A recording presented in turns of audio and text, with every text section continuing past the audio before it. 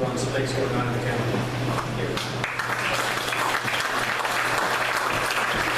Well, I wanted to tell you, Rock Island County is on the rails. We're making great inroads. Not only did we retain the seats of Dr. Zimmer on the county board, but and Bob Westfall, but we also had, we picked up 2 more seats. Dwayne Permines, who's sitting right here. Why don't you come on up? I'll introduce you. And Mike Stephan is part of Moline as well. So now we're up to 7 on the county board, and I wasn't active in public politics, but we had 0, and then we had 1, 3, 5, 7. So we have a lot of momentum right now. I wanted to say also, we also have Chris Stolberg, who wasn't able to come here tonight, and Ron Elke, who also had other comments tonight. Wanted to tell you about some of the Republican wins that we are having on the county board, some of the things that we ran on and we have achieved. We are going to have a county administrator May 1st, David Ross from Mount Horeb, Wisconsin. I ran on that. I know a lot of my fellow Republicans ran on that because you know what? I don't think our chairmen in the past have done a very good job with running our county, and I think we're all painfully aware of that. So that was a step in the right direction. Even the other party decided that maybe we were right, and so they came on our side on that one. I think we got a good administrator. Another thing was I ran on, and we believe in transparency. We finally got a compliant Open Meetings Act. Allow public speaking, where you don't have to give 5 days notice to talk to your county board and address your government. You come in, you fill out a card, and you can speak to us, and we will listen. And that's something that it was locked down like a tomb when I come on that board. You should be able to come in and talk to your county board. So that's a win. A partial win was getting a good opinion from the Attorney General saying we could downsize the board prior to the decennial census in 2022. I want to tell you that currently that is stalled in committee. Governmental Affairs Committee, it's a member, 7 committee member. It was tied 4-4 vote, and so it's stalled in committee. And I hope you're all doing the math, because me and Chairman Bloom were on, no, it was 4-4. 7-member committee, 4-4. Chairman Bloom and I went on Jim Fisher's show. Jim Fisher called it Democrat math. I call it county board math, because I've got a lot of good Democrat friends that don't believe in that either. It's the people on the board that are making the wrong decisions. So what happened was, our policy allows the chairman to vote, chairman of the board. Usually a chairman would vote to break a tie. Our chairman voted to make a tie. So now you know where he stands on the downsizing. That's his right. So it's locked in, it's stalled. So what I wanted to do was have it go to the full board and have the board members vote for it. I think they're afraid of that. So I wanted to see it on the ballot so people have some voice in their form of government. The other things we're fighting for currently, me and Mike also have found that the minutes don't represent what actually happens at the meetings. In October, I talked about the tort liability. Half our county board salaries are paid out of the tort liability fund. You know, a county with riddled with lawsuits probably needs a fund for lawsuits, and I personally don't feel that's appropriate.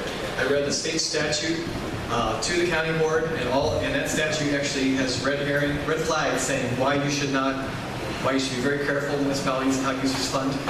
It never appeared in the minutes in October, and Tuesday I'm going to ask for amendment of the minutes. Last administrative committee, which me and Ron Elke are on, but Mike was in attendance. I asked about that fund and the drug forfeiture fund. The county board members said, Drew, we know we're doing it wrong, but what else can we do when the general fund is in the predicament or condition it's in? I promptly asked Mr. Elke to meet with April Palmer, our auditor, and we did, about that specific utterance, because you don't dare tell me we're doing something wrong. My name's on it, it's not going to be wrong. So I wanted to know more about that. I met with the state's attorney, and he was given to me here. He was surprised that it was uttered. So when the minutes came in last week, that wasn't there. I asked to be placed on the minutes because that was concerning. I was told it didn't appear on the recording. 3 county board members heard that in open meeting. We had a meeting about it specifically. This is very troubling for me. I lost sleep over this. I woke up in the night thinking, if they can do that, what else can they do? It's scary. So I am doing something about this, I assure you. You may hear more about it if this is going to be right, because this is not good for me, not good for the county. People need to deserve it.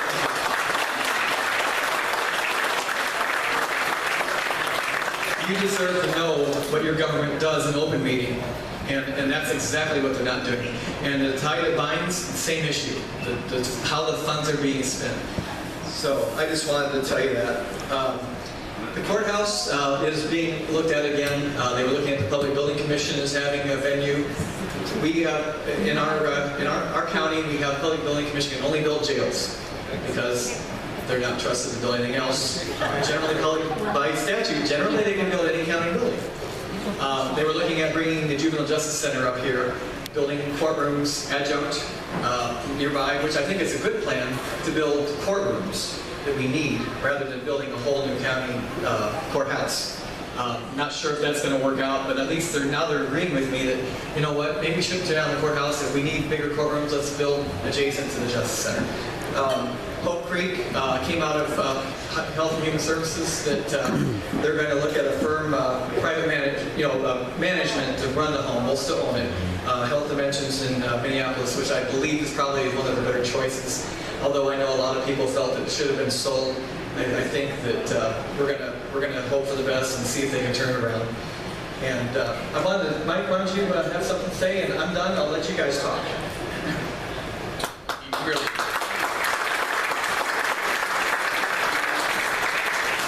You really did a great job covering pretty much the gamut. I'm glad to be part of this team. I've been called the most proactive county board member that they've seen down there at the courthouse. As a retiree, I have a lot of time on my hands, so I'm getting around and meeting the elected officials and the department heads and stirring up some things, as Drew noted. One follow-up to what he said about the missing part on the reporting.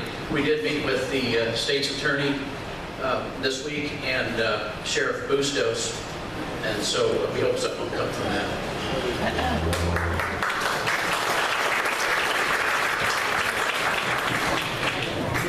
I'm just glad to be working with the people that I'm working with. They do a great job. I'm in the learning mode right now.